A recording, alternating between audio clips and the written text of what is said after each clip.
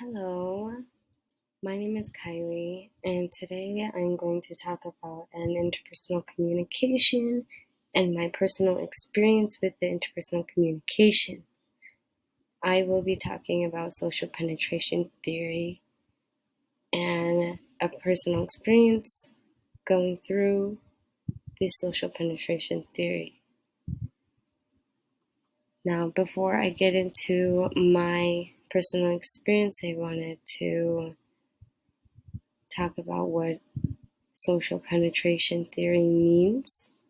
Social penetration theory is a process to where more people reveal information about themselves comfortably, effectively, and naturally. Generally, it seeks for two people to conversate through disclosing information to each other and using it to bring them closer in a relationship.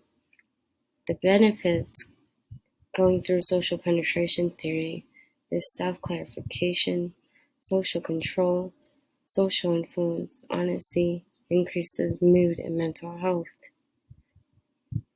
There are at least 4 phases two people go through to be able to establish a relationship together. And I will go through these as I am telling my experience. So let's get through the first phase, orientation phase. So I'm going to read the left side first, then justify the right side. One day I was on the school bus going to school. Once we got to school, I started walking in my first class, and while I was walking, I accidentally stepped on a girl's shoes. She turned around to look at me, and I immediately apologized. She accepted my apology, and she complimented my shoes, and she asked for my name and what class I was going to. We found out that we had 2 classes together, and I learned that her name was Maddie.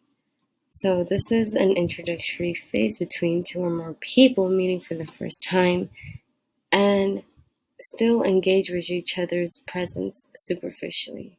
In this case, I accidentally stepped on Maddie's shoe. Also, both people don't risk sharing too much information about themselves because they don't want to feel overwhelmed. And Maddie and I complimented each other's shoes and talked about which classroom we want going to.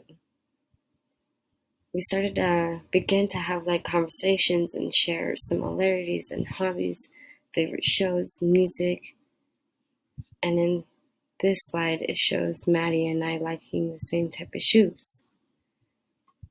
Now all of this leads to the second phase, which is called the exploratory affective phase. We walked to our first class together. We decided we would sit next to each other so we could help each other out if we needed. Since we sat together in class, we started talking about things we like to do when we're not in class. I learned that Maddie likes to go kayaking at the lake and loves country music. I shared with her that I like to go shopping and I love EDM music. Even though we were different from each other, that didn't stop us from telling each other more. In this phase, we began to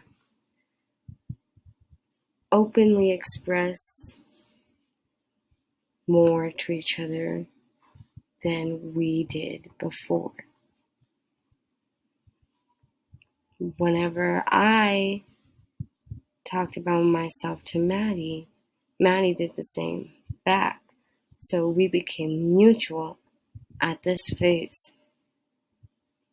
We started to be more open-minded and started to pay more attention to each other's details, started to ask more questions, and understanding each other's social cues, but still avoid overly sharing and asking too many questions or sensitive questions.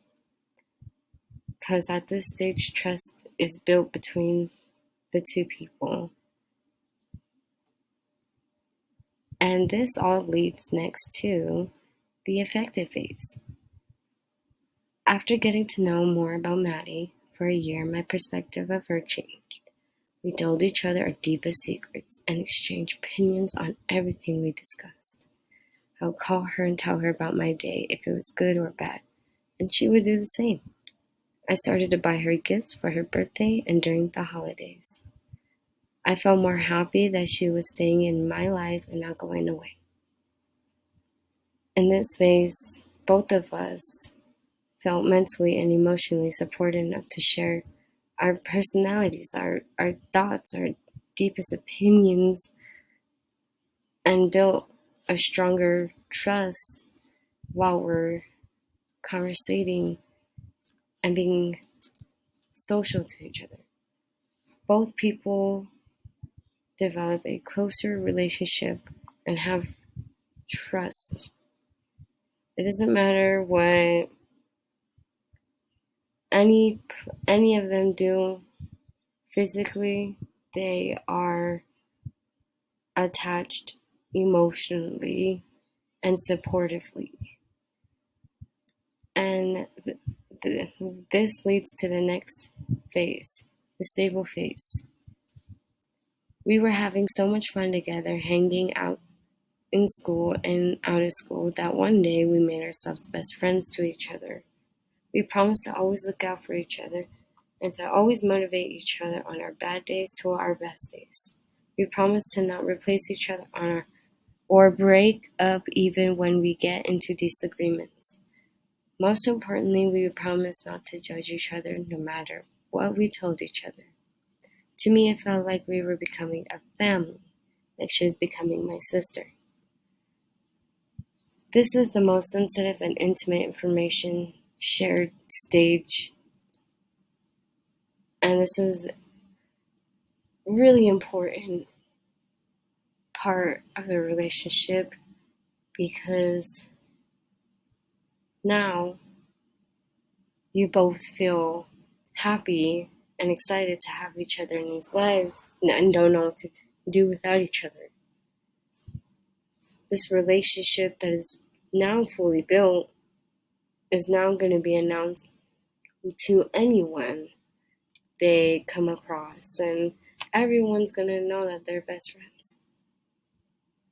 Maddie and I became close friends. We hung out with each other and continue to hang out with each other, help each other out through our lives. I did have some comments on the social penetration theory. In my experience with social penetration theory, I believe that there should be more phases because not a lot of people last in the relationships that they try to build. Everything is so rushed, and it's I like him, I like her, or it's